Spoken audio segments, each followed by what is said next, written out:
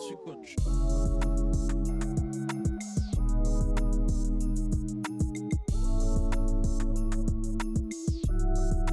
Moi, je suis coach. Bonjour à tous, aujourd'hui on se retrouve pour un nouvel épisode, l'épisode 31. Cette fois-ci, on va retourner dans le foot avec un parcours un peu atypique mais qui va être hyper intéressant à voir. Bonjour Grégory Campi. Salut Elliot, comment vas-tu? Très bien et toi? Ça va, je vois que tu as des belles couleurs.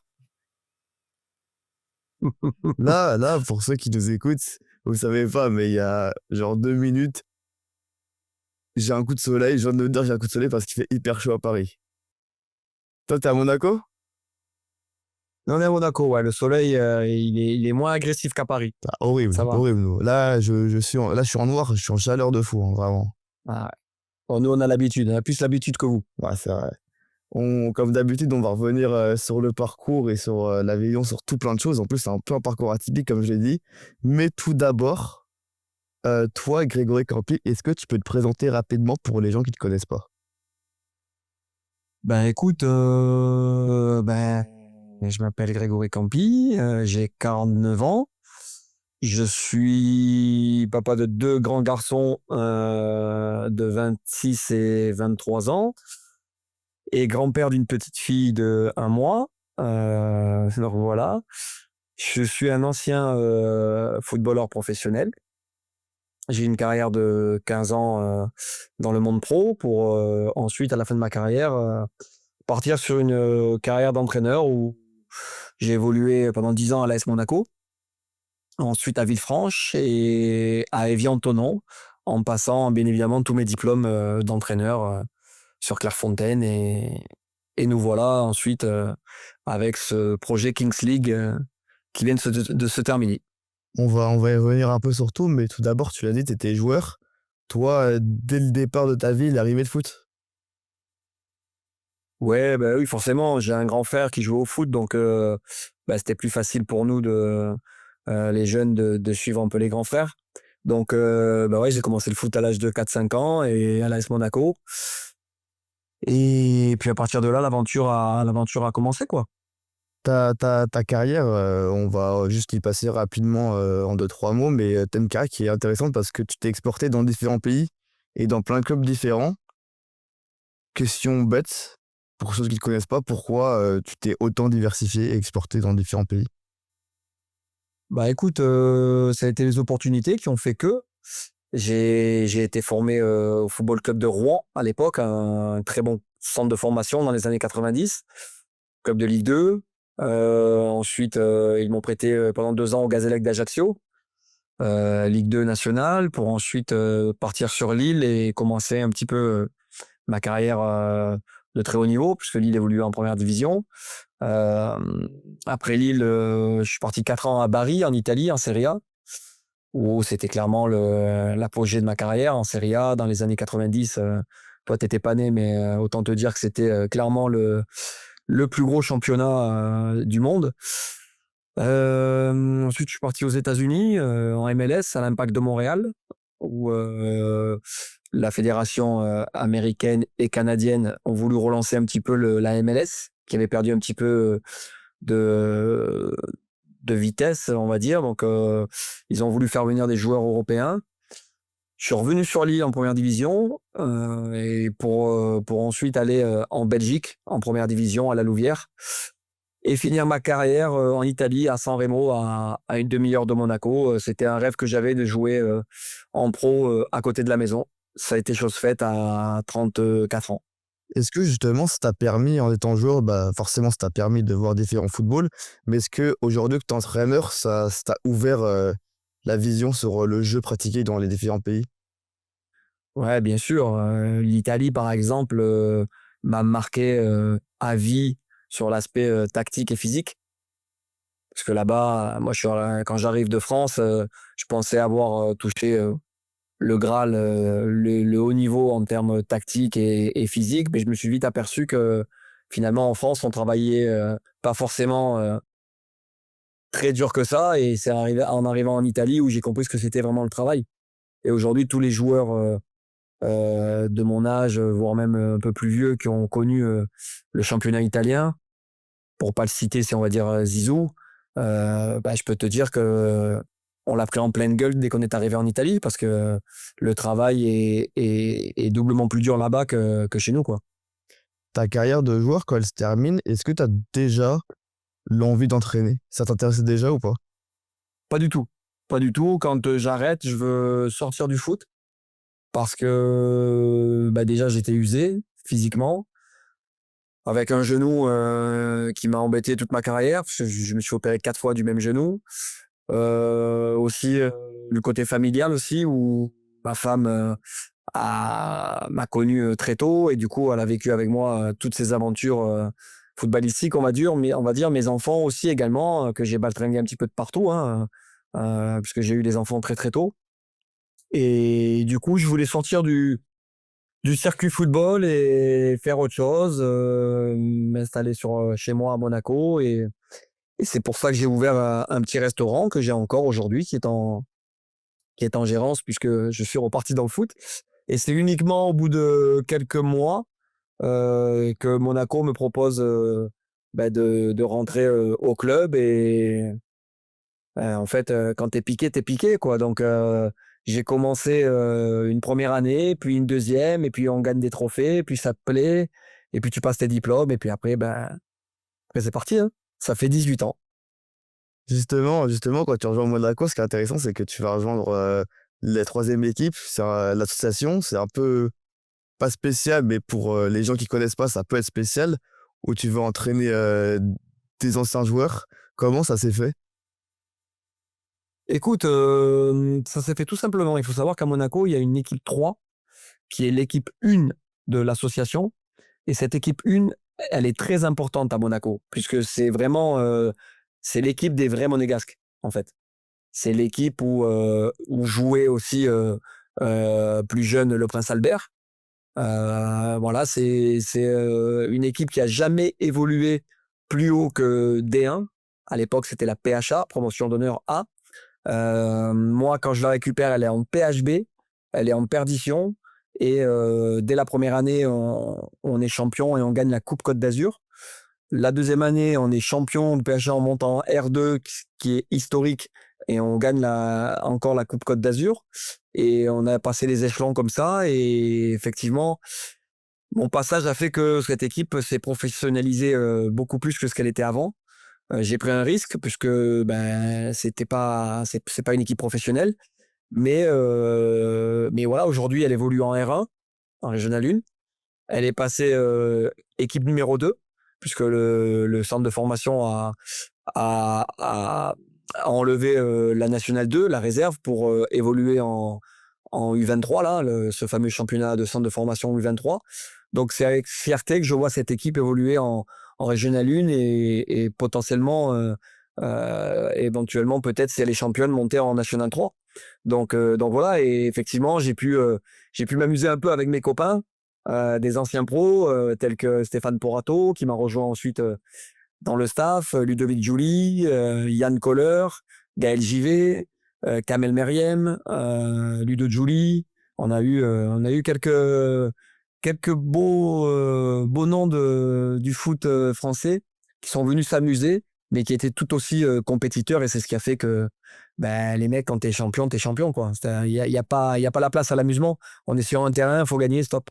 Du coup, les entraînements, ça se passait comment, vu que toi, t'as pas quitté avec tes potes et aussi enfin, même si, comme tu l'as dit, ils ont toujours l'instinct de gagner, quoi. Ça se passait comment un peu? C'était un peu une colonie, déjà? Alors, c'était tout sauf une colonie, Ok. puisqu'on s'entraînait 3 fois par semaine Ouais. à la Turbie, avec un vrai staff, avec du vrai matériel, avec voilà, non, on était. J'ai considéré cette équipe comme si j'entraînais une première division. Ah, Donc, ok. c'est ce qui a fait que ces anciens joueurs s'y sont retrouvés aussi, puisqu'ils ont besoin quand même d'un cadre professionnel. J'avais aussi beaucoup de joueurs qui sortaient de centres de formation dans toute la France, qui retrouvaient ce cadre professionnel. Et c'est ce qui a fait que, en fait, on était dans une division les premières années très amateur, puisque D2, D1, c'est très amateur. Mais après, dès que tu touches la R2, la R1, là, déjà, c'est plus la même.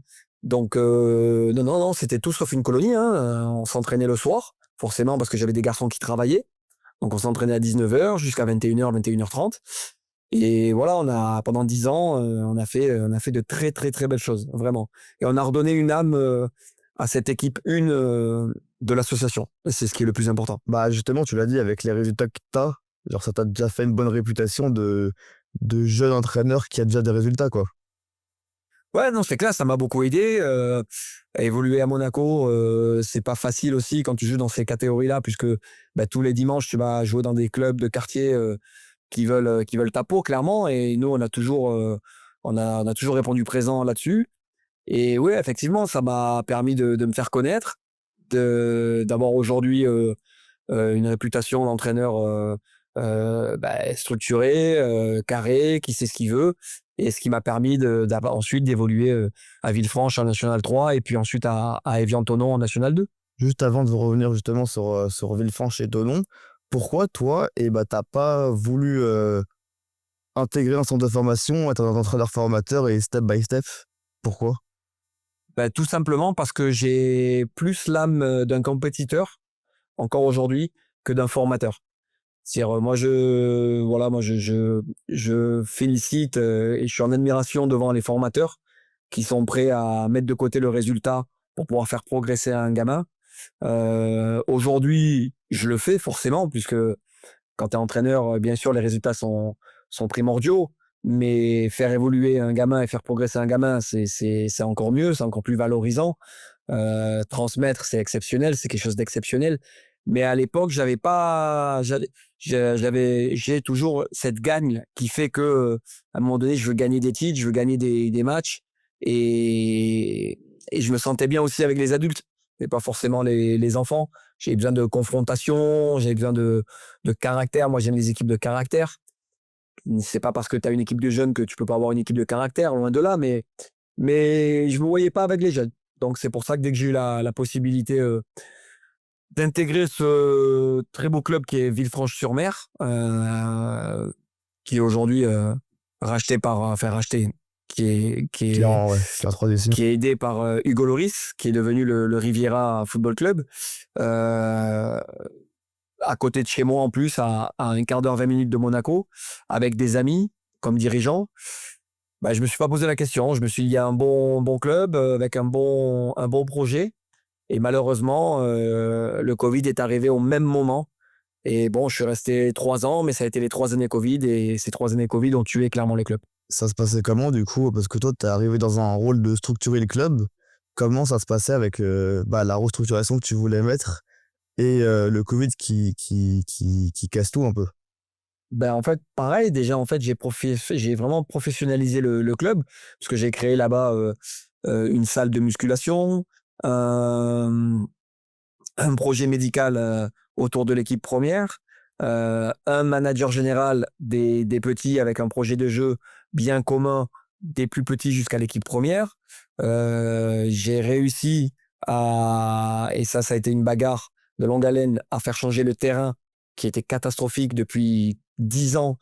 C'était clairement un synthétique, c'était du béton. Donc dès la première année, on a réussi avec les mairies à faire changer ça. C'était pas facile, puisqu'il faut savoir que ce club relie 3 villes, Villefranche, Saint-Jean et Beaulieu-sur-Mer. Donc c'est jamais facile. 3 mairies, 3 maires, 3 présidents. Ça a été une fusion. Mais on a quand même réussi à faire de très belles choses là-bas. Mais voilà, le Covid, la première année, arrête les compétitions, alors qu'on est dans le train pour pouvoir éventuellement espérer monter en National 2. La deuxième année, on est premier quand, au bout de la 9e journée, la Fédé décide d'arrêter le championnat à cause du Covid. Et la troisième année, pareil, Covid. Je ne sais même pas si la saison a repris. Donc le club, forcément, financièrement, tous les sponsors n'étaient plus là. Ça reste un petit club. Donc voilà, j'ai quitté le club d'un commun accord avec le président. Et puis voilà. Et puis je me suis dirigé sur un appel d'un ami à moi qui est Brian Bergugno, qui cherchait un adjoint. Et j'avais aussi envie de goûter un petit peu ce rôle d'adjoint avec quelqu'un que j'apprécie. Et me voilà à Villefranche, à Thonon-Évian. Et ça a été une super expérience. Juste avant on va en parler juste après de Thonon, mais quand tu es à Villefranche, moi, ce que je voulais savoir, c'est que j'ai déjà eu dans le podcast des entraîneurs qui restructuraient en même temps, et ils me disent souvent que c'est compliqué, que c'est épuisant mentalement. Toi, c'était vraiment pareil aussi, de et gérer l'entraînement et gérer la restructuration complète. Ouais, c'est jamais facile parce qu'il faut que tu sois convaincant par rapport aux mairies, par rapport au président, par rapport à tous les gens du club. Il faut que tu respectes tout le monde. Moi, en plus, ça a été une année où je passais mon diplôme, mon DES à Clairefontaine. Donc, il y a des semaines où j'étais pas là. Après, j'étais très bien entouré, j'avais un bon staff. Ça, oui, mais effectivement, c'est très, très, très, très contraignant de partir de zéro. Alors, le club ne partait pas de zéro, mais il voulait professionnaliser clairement le club. Et on a quand même réussi. La preuve en est, derrière, c'est un ami à moi qui reprend le club. Et clairement, au bout de quelques mois, il m'appelle, il me dit, Greg, je tenais à te remercier parce que franchement, ce qui se passe au club, tout le monde dit que ton passage a fait que aujourd'hui ça existe parce que tu as été casse-bonbon avec tout le monde, tu as été dur, mais aujourd'hui, tout le monde t'en remercie, quoi. Donc, et elle est là la plus belle des victoires. Et aujourd'hui, c'est un club qui évolue en National 3, qui, je pense, cette année va aller titiller les places pour monter en National 2 et je leur souhaite plein de bonnes choses. Tu l'as dit, après Villefranche, tu rejoins Thonon, qui est un club qui a une longue histoire, même s'il a plusieurs fois changé d'identité, mais où tout le monde, quand on dit Thonon, tout le monde, ça rappelle le maillot rose avec le sponsor Evian. Enfin, moi, en tout cas, je me rappelle, hein, quand j'étais petit, le petit maillot bien moche rose avec le logo. Danone. Exactement. Danone. Exactement. Tout le monde s'arrête. Je pense que je vais l'acheter, hein, mais pour moi, il est iconique, ce maillot. Et il est collector, ouais, celui-là. Il est génial. Du coup, tu l'as dit, tu rejoins Brian Bergogneau. C'est lui qui t'appelle, tu l'as dit, c'est un pote à toi? Ouais, on se connaissait à travers un de nos meilleurs amis. Voilà, et qui est Kevin Ménez, le frère de Jérémy Ménez, qui travaillait déjà pour Thonon.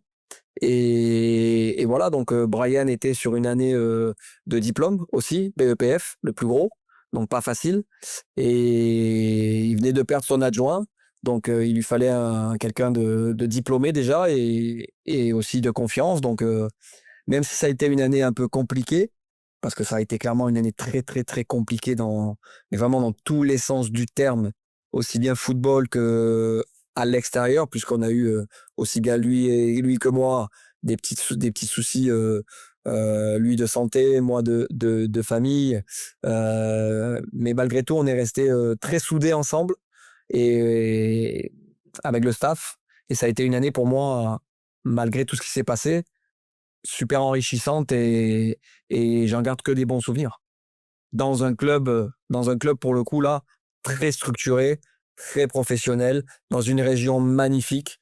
Voilà, aujourd'hui, le club est tombé en National 3, mais c'est un club qui est amené à remonter en National 2, voire National, voire même plus haut. Et qui est iconique en plus, comme je l'ai dit juste avant, quoi. Tout le monde Ouais. connaît ce club. Après, attention, là, si tu vas là-bas et que tu dis que t'adores le maillot rose et que tu dis Thonon, Évian, comment c'était Thonon, Évian, Gaillard. Thonon, Évian, Gaillard, voilà. Tu vas pas te faire que des copains parce qu'aujourd'hui, le club a changé. Ouais, je sais. Voilà, aujourd'hui, il joue en bleu. Le club a changé de nom, a changé de propriétaire, a changé de coach. Donc, c'est les mêmes structures.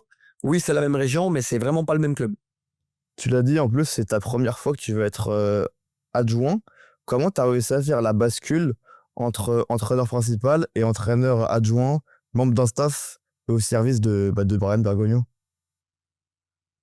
Écoute, déjà, je pouvais le faire parce que avec Brian, ça a matché de suite. C'est quelqu'un de profondément gentil, voilà, qui a zéro ego, qui est pas soucieux de ce que pensent les autres, qui est pas anxieux, qui est un garçon qui, à son contact, tout va bien en fait. Il n'y a pas de prise de bec, il n'y a pas de voilà. Et donc forcément, je me suis énormément rapproché de Brian.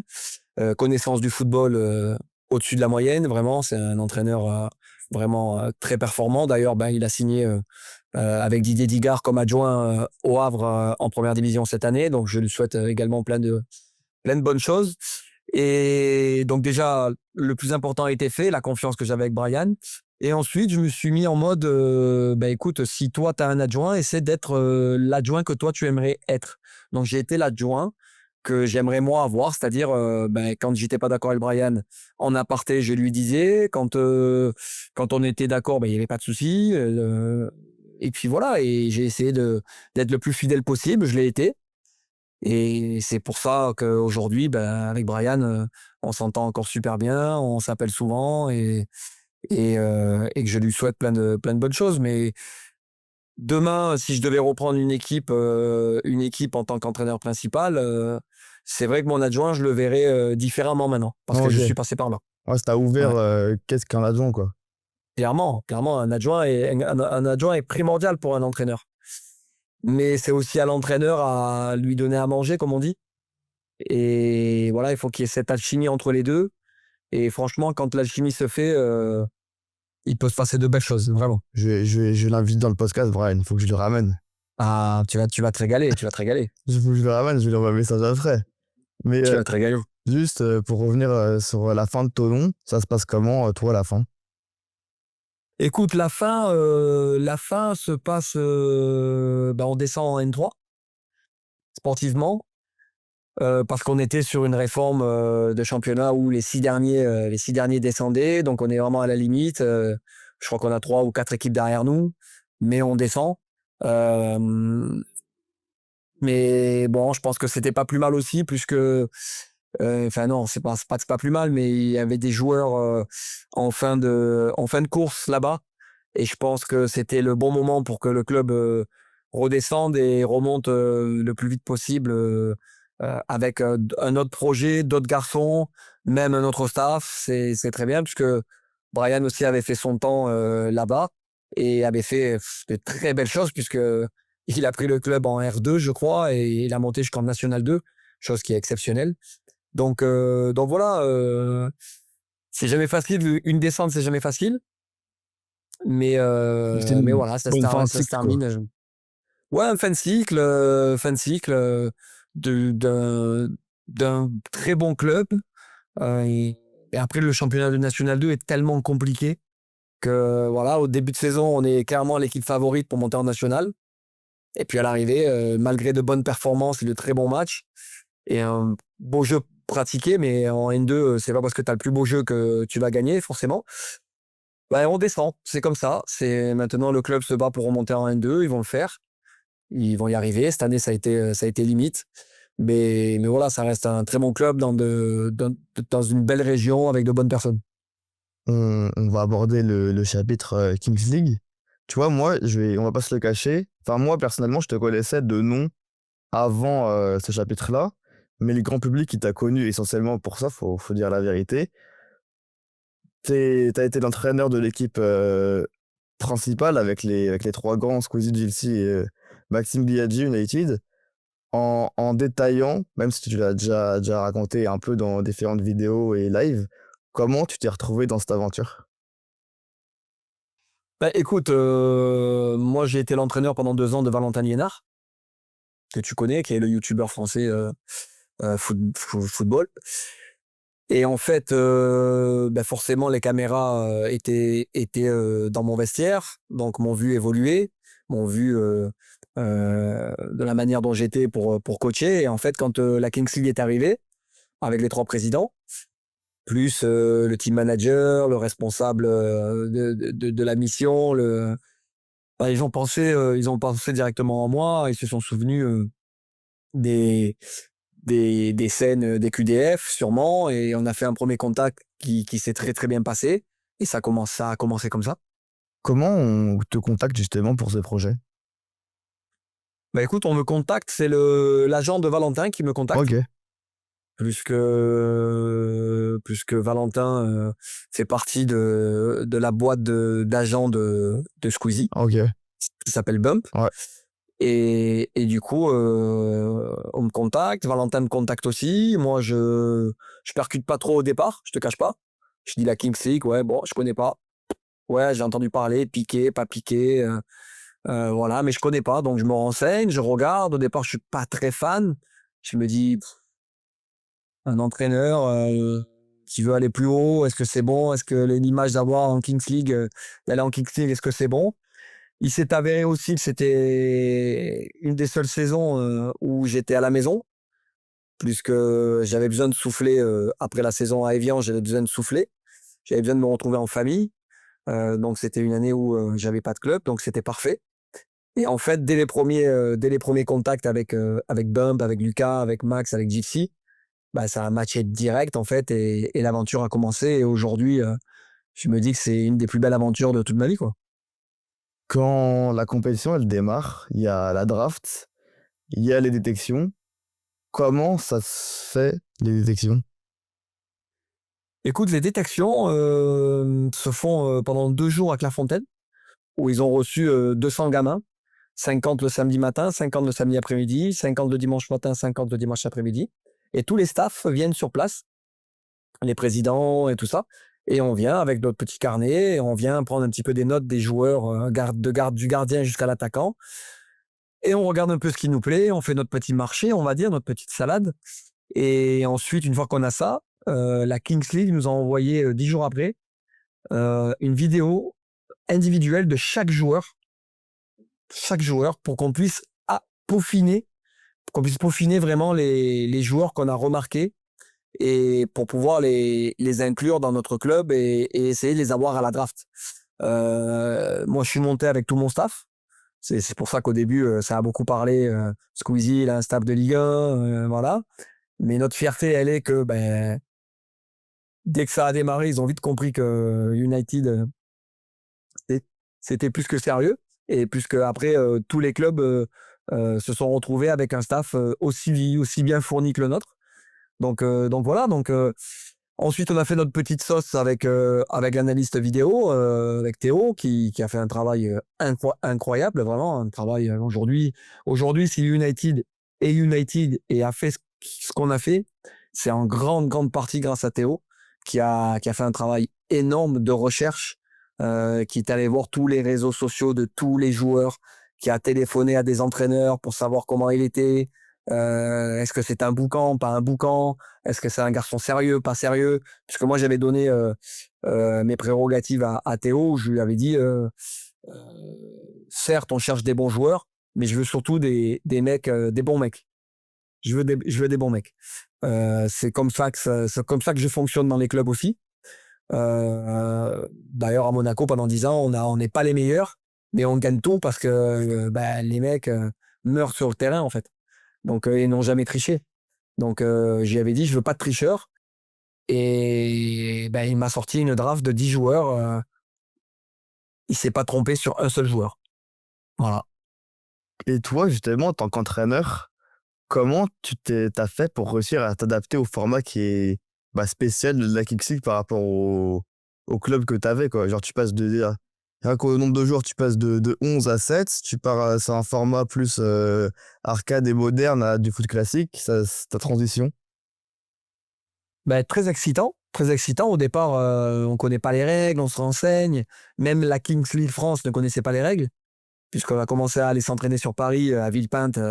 Même les arbitres étaient un peu... se cherchaient un peu, les règles, pas les règles. En plus, c'est la Kings, il faut savoir qu'ils mettent des nouveautés tout le temps, puisque c'est, comme tu l'as dit, c'est plus un jeu d'arcade, et les jeux d'arcade, ils évoluent. Donc, ils te sortent une carte joker en plus, ils te sortent un dé en plus, un truc. Donc, les premières fois, ça n'a pas été facile. D'ailleurs, la première journée, on démarre le match, on n'a pas toutes les règles dans les mains. Donc, on fait on cherche à faire ce qu'on sait faire de mieux, tu vois. Mais voilà, après, on a vite pris le pli. Tous les clubs ont vite pris le pli.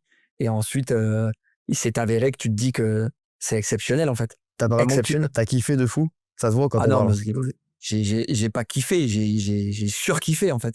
Moi, mon staff, faut dire que j'ai appelé tout mon staff avec lequel je travaillais sur Monaco, à Villefranche, certains à Villefranche. Et au départ, quand je leur parle de tout ça, ils me disent ouais, mais coach, ça reste la Kings League quand même, c'est un amusement, c'est un spectacle. Et je dis ouais, mais bon, écoutez, on est à la maison, on fait rien d'autre, pourquoi pas, on y va. Nos présidents, c'est clairement euh, les boss du truc, voilà, je dirais, on va être dans des conditions optimales, on se lance.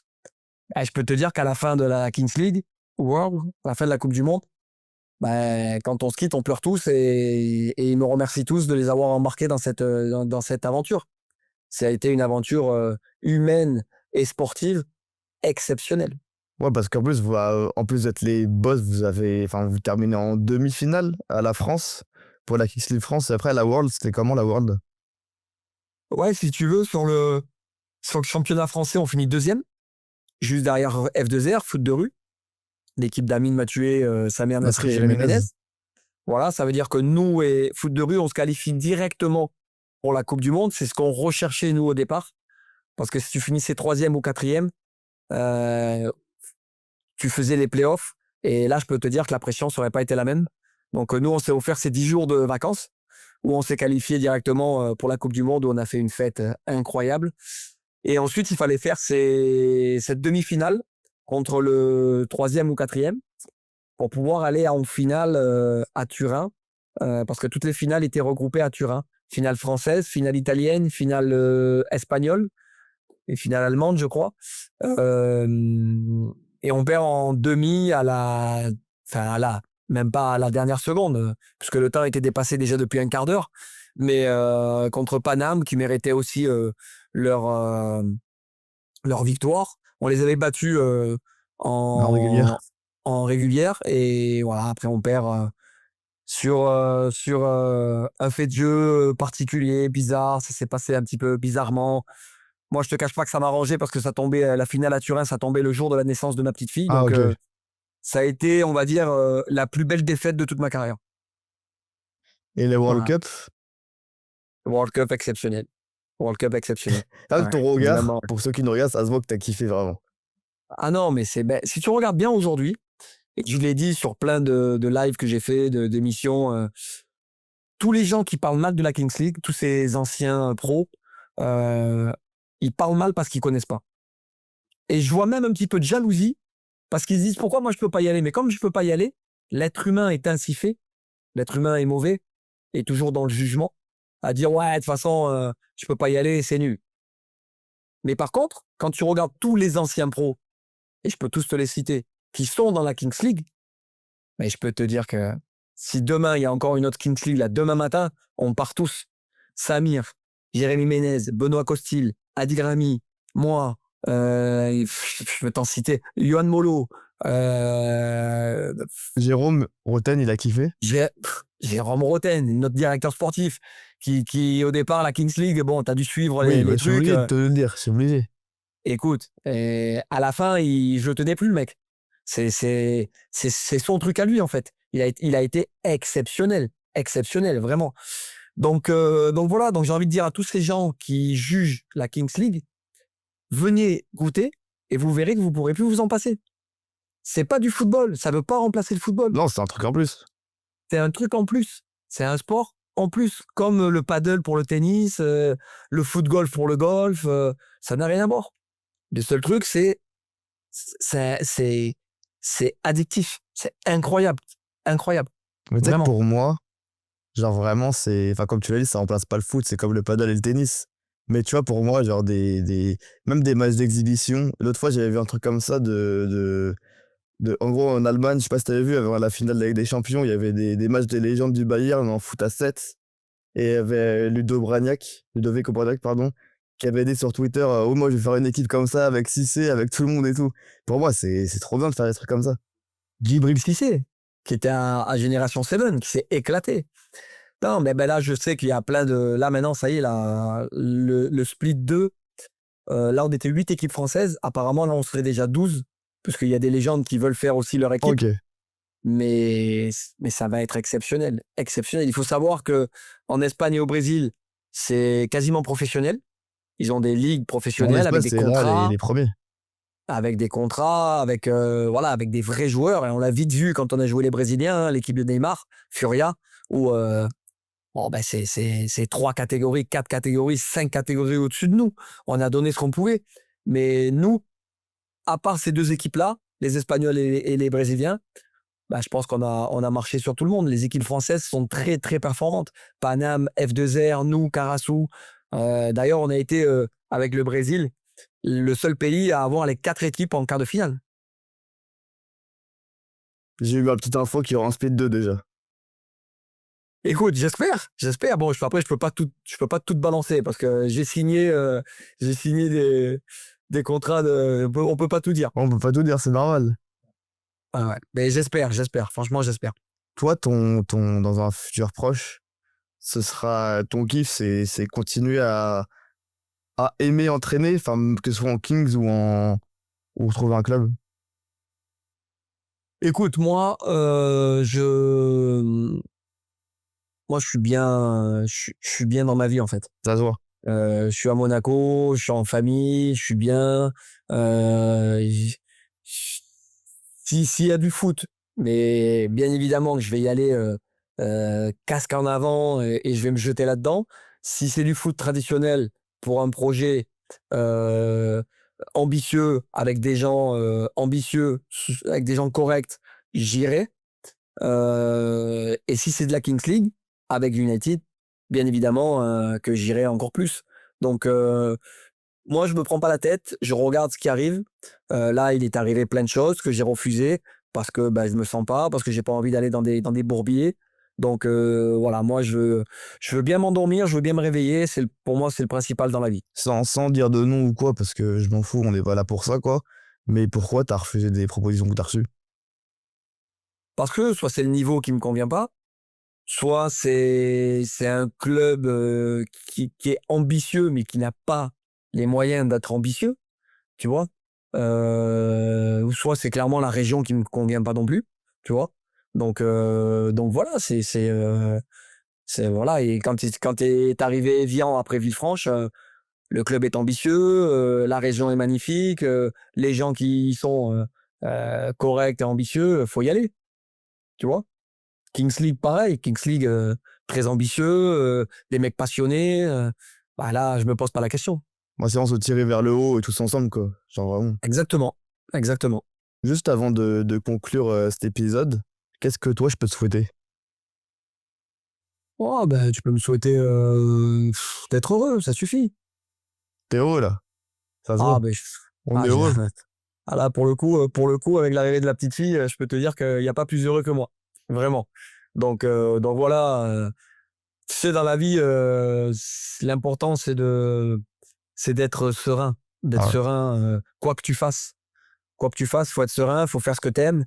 Après, bien évidemment, bah, des fois, il faut faire des choses parce que bah, il faut travailler pour manger, il faut C'est la travailler vie. pour.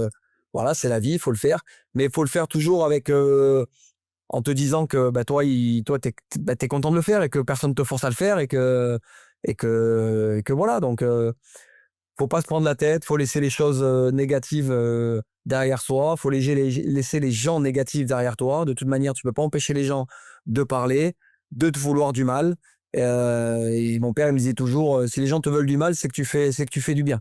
Donc, euh, donc Belle c'est très bien. phrase. Donc c'est très bien. Voilà, moi, au même titre que pour toi, moi je te souhaite de t'éclater dans ce que tu fais, d'être heureux, d'être en famille et puis voilà, Merci. faut apprécier parce que quand tu regardes tout ce qui se passe dans le monde et entre les maladies, entre les guerres, tu te dis putain, quand même, on n'a pas trop le droit de se plaindre quand même, hein, C'est vrai. tu vois. Merci Grégory pour ce moment. C'était hyper bien. Merci à toi, Elliot. Merci à toi. Écoute, je vais regarder un petit peu tout ce que tu fais à présent. Je vois que c'est très carré, c'est très professionnel. Donc, c'est très, très bien. Continue comme ça.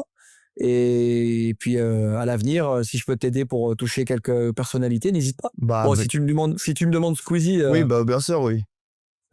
Je vais boire ça du peut être, kombucha ça, ça carrément, peut oui. être ça peut être compliqué, quoique, il est tellement abordable, tellement gentil et franchement d'une simplicité incroyable que ça m'étonnerait pas qu'ils te disent oui. Merci Grégory. Et pour ceux qui écoutent les podcasts, on va se retrouver la semaine prochaine. Merci. Merci à toi, Elliot. Salut.